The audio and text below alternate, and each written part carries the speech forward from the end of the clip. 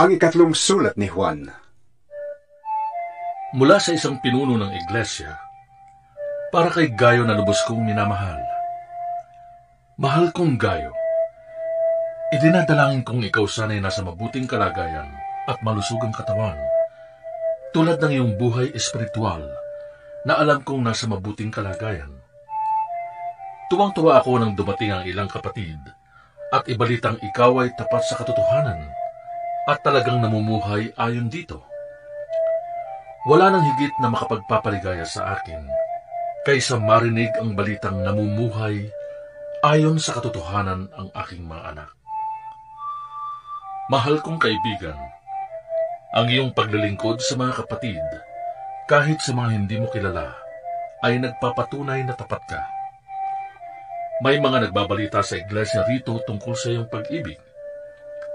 Sana'y tulungan mo sila sa kanilang paglalakbay, gaya ng nararapat gawin sa mga lingkod ng Diyos, sapagkat naglalakbay sila sa ngalan ni Kristo at hindi tumatanggap ng anumang tulong sa mga di kumikilala sa Diyos.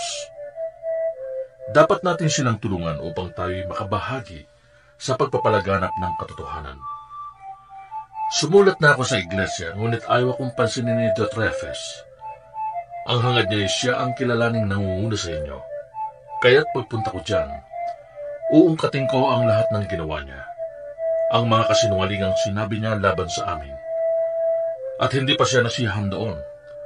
Ayaw niyang tanggapin ang mga kapatid na dumarating at hinahadlangan pa niya at itinitiwalag sa iglesia ang mga ibig tumanggap sa mga iyon. Minamahal, huwag mong tularan ang masamang halimbawa, kundi ang mabuti. Ang gumagawa ng mabuti ay anak ng Diyos.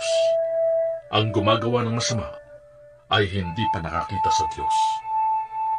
Mabuti ang sinasabi ng lahat tungkol kay Demetrio, at iyan ay makikita sa kanyang magandang asal. Iyan din ang aming patotoo, at alam mong totoo ang sinasabi namin. Marami pa sana akong sasabihin sa iyo, ngunit hindi ko na sasabihin sa sulat. Inaasahan kong makikita tayo at magkakausap sa lalong madaling panahon. Sumayo nawa ang kapayapaan. Kinukumusta ka ng ating mga kaibigan dito. Ikumusta mo rin ako sa lahat ng ating mga kaibigan diyan.